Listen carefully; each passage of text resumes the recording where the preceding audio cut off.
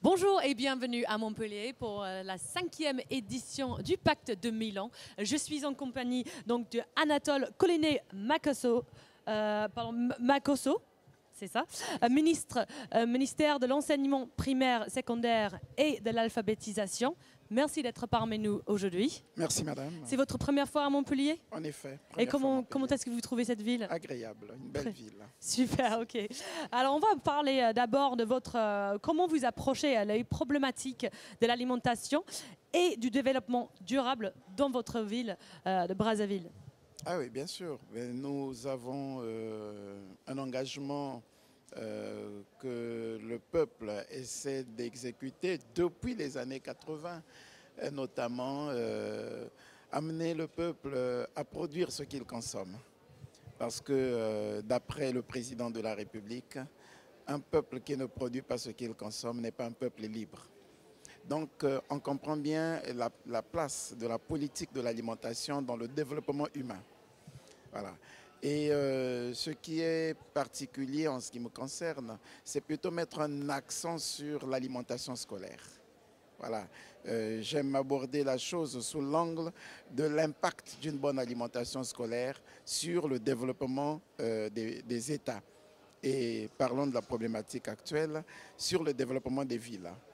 Et le rôle des villes, le rôle des municipalités dans l'alimentation scolaire. Et justement, vous avez parlé de l'éducation de votre peuple. Est-ce que vous avez abordé cette éducation? De quelle façon? Sur quel projet travaillez-vous actuellement? Déjà sur ce qu'on appelle une école, un champ. Un programme mis en œuvre depuis les années 80, comme j'étais en train de le dire, et que nous sommes en train de réactualiser parce qu'il a connu pendant un moment un abandon. Nous le réactualisons aujourd'hui à travers une école, un jardin potager et bien entendu les classes vertes. Amener les élèves à avoir dans leur environnement scolaire ne serait-ce qu'un potager. Les amener à comprendre que tout ce qu'ils consomment vient de l'agriculture. Voilà. Même le vêtement qu'ils portent est un produit de l'agriculture. Les amener donc à aimer l'agriculture. Voilà. Et l'agriculture figure dans nos programmes scolaires depuis l'école primaire. Parce que nous avons malheureusement hérité d'un système éducatif qui avait tourné le dos à la production agricole. On avait l'impression qu'on était tellement engagé à former l'élite dans l'administration, dans des domaines valorisants, qu'on avait donné l'impression que l'agriculture était réservée à tous ceux qui n'avaient pas assez d'intelligence pour poursuivre les études. Voilà. Déjà depuis nos générations, l'élève bavard était puni avec une houe, une machette, et on lui disait mais tu vas aller faire le jardin. Et du coup, le paresseux pensait que, les gens pensaient que l'agriculture c'était pour les paresseux. Voilà.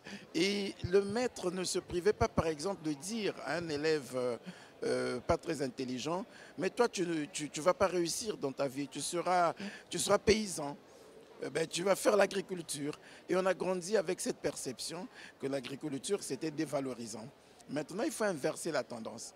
Et bien entendu, la conséquence, c'est qu'on n'a pas beaucoup produit en agriculture. On a produit plus des cadres de l'administration qu'on a produit des cadres de l'agriculture. Et maintenant, nous sommes en train d'inverser la tendance. Donc c'est un vrai changement de mentalité aussi. On va parler de cette édition du Pacte de Milan. Qu'attendez-vous de cette édition? Mais comme je l'ai dit, je plaide un peu pour ma chapelle. Et je ne pense pas que ce soit de l'égocentrisme, mais je pense que c'est le véritable enjeu. Investir, amener les communes à investir dans l'alimentation scolaire.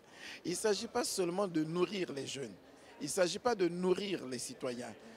Il ne s'agit pas seulement de nourrir uniquement les gens, mais il faut les nourrir à l'école. C'est important.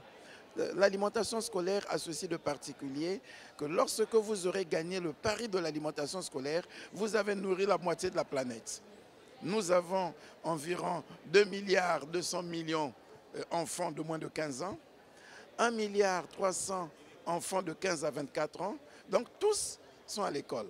Lorsque nous aurons développé une vraie politique d'alimentation scolaire en faveur de cette catégorie de personnes, vous avez atteint la moitié des 7 milliards qui peuplent la planète. Et voilà, donc, et vous aurez ainsi contribué à la valorisation du capital humain. Vous aurez garanti une parfaite santé à la moitié de la population. Vous aurez favorisé une croissance digne à la moitié de la population. Et vous aurez éduqué la moitié de la population mondiale à comprendre l'importance de l'agriculture.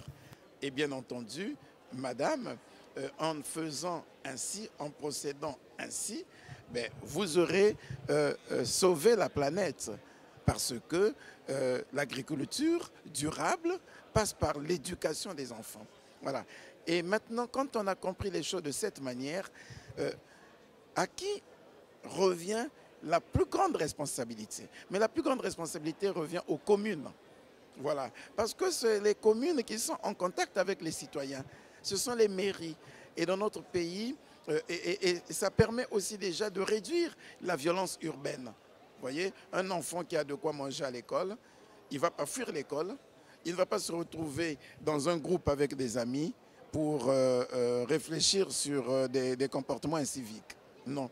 Voilà. Donc on aura réduit la violence urbaine et bien entendu, ça permettra, il faut donc amener les maires à en comprendre l'importance, à s'approprier la problématique et à investir dans l'alimentation scolaire. Merci beaucoup, Monsieur Makosso. C'est moi qui vous remercie. Merci. Madame. Merci.